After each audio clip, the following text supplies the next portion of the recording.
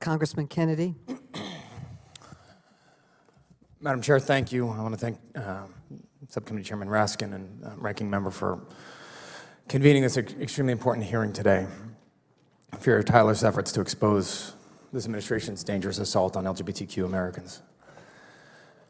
I want to acknowledge the testimony that we heard so far today from Mr. Kelly to my right, a man of deep faith, I think somebody who genuinely believes in the best for our country, his constituents.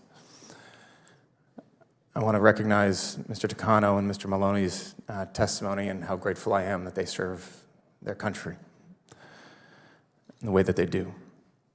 I want to give a little bit of history here and then clarify a couple of points for the record. In 1993, Madam Chair, Congress passed the Religious Freedom Restoration Act with overwhelmingly bipartisan support in response to Employment Division v. Smith, which saw 2 Native Americans fired from their jobs and denied unemployment after they consumed a drug outside of work as part of their religious faith.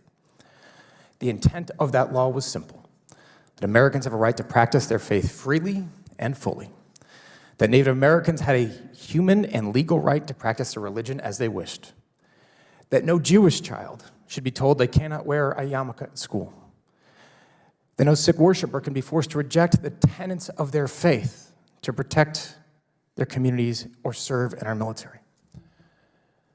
But the enforcement of RFRA has morphed into something far more dangerous, something that threatens the freedom of religion for each and every one of us. Because instead of shielding vulnerable Americans from persecution, this has now become a sword used to marginalize vulnerable communities. In our nation's history, few have wielded that sword more violently, more painfully than this president and this administration, most recently with 9 proposed rules to open up our society to increased hate and violence.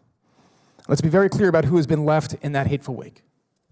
Students bullied by peers, faculty, and school leadership with nowhere else to turn.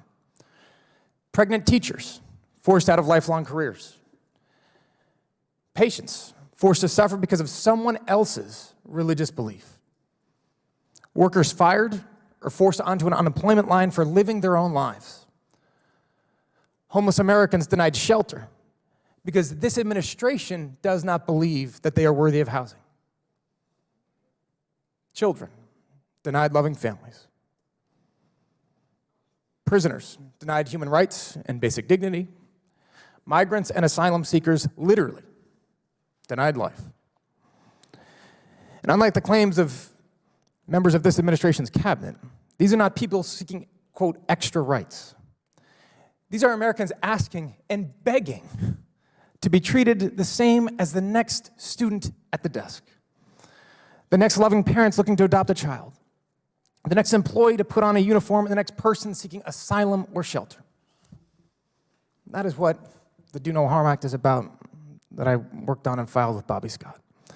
It is a bill intended to restore RFRA to its original purpose and to clarify that no one can claim religious exemption from laws that protect against basic discrimination, govern wages and collective bargaining, prohibit child labor and abuse, provide access to health care, regulate public accommodations, or provide social services through government contracts.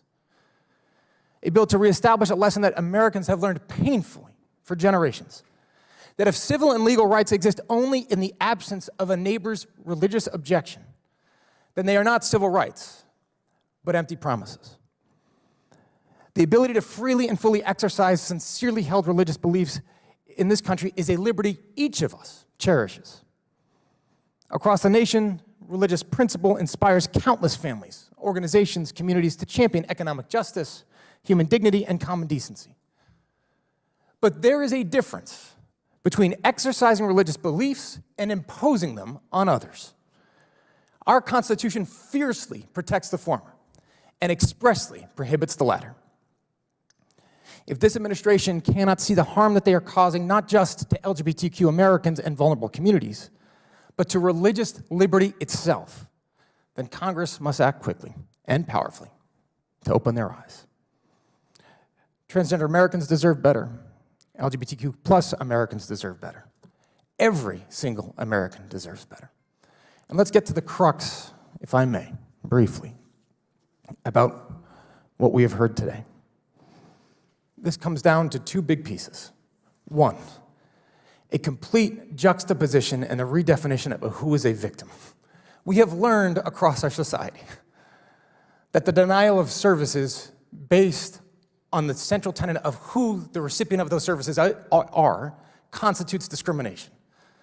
This idea, the formulation that you have heard from our colleagues, fundamentally flips that to say that the restaurant owner is being discriminated against, not the person denied services. It flips civil rights history on its head.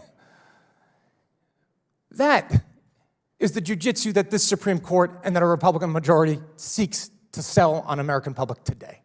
A redefinition of who, in fact, is a victim. And two, this is about state-sanctioned discrimination and state-sanctioned dollars. As Chairman Raskin pointed out, churches are free to do what they want with their own private dollars, their own philanthropy. But when it comes to your taxpayer dollars, my dollars, being used to tell somebody like Mr. Maloney that he is not a good enough parent because of who he is, then yes, I believe our government should say no. Because we believe in the ability of parents to be parents and children to deserve a home.